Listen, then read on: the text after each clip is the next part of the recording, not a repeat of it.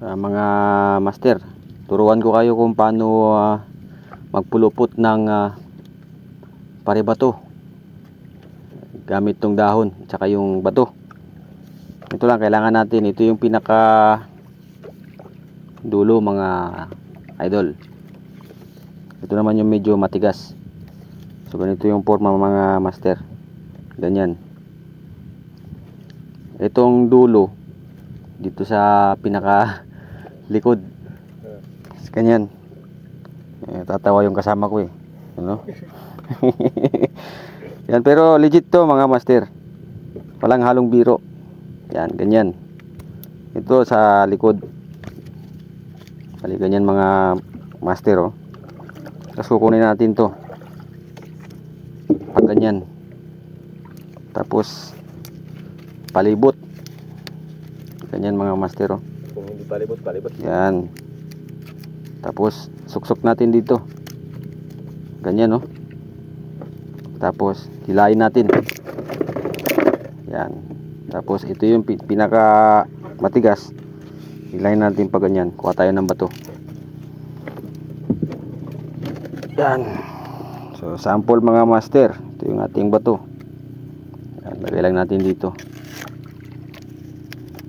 Sabay hila dito sa, yan, kita nyo mga master oh. Ayan oh.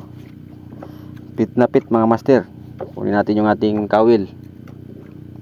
Yan, sa paglalagay naman ng kawil mga master, ito ay bira-bira.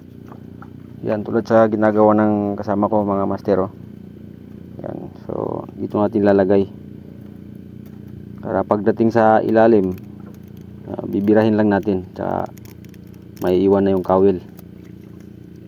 Yan, ganyan. Yan, so lapag na natin. Yun. So ganun lang kabisik mga master. So sayang yung nahuli ng kasama ko kanina. Malaki masyado yun, sabi niya. Around 3 kilos. Yan, sayang masyado. So kapag gano'n, mahirap na huliin ulit kasi nasaktan na eh. Parang pagmamahal, kapag nasaktan ka na, hindi na babalik. Meron din bumabalik pero hindi nagtatagal. Hindahan natin sa hugot mga master yung ating isdang nakawala. Dahil sana bumalik. Yan. So bibira tayo. So gantong pangangawil mga master, bihira lang tong makahuli ng marami, pero tulad ng sabi nila, malalaking isda rin yung nadadali, pero bihira yung mga around 20 pieces ganyan, depende sa spot.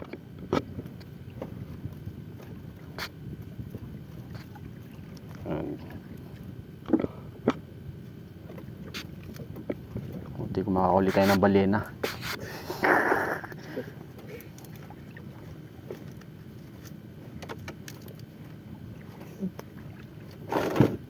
So maliit na yung bato namin.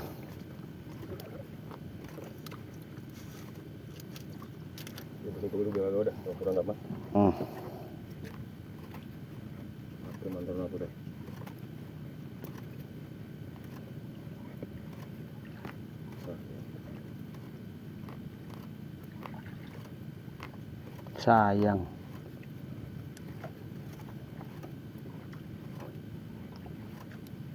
Pira na, naging bato pa. Bato oh.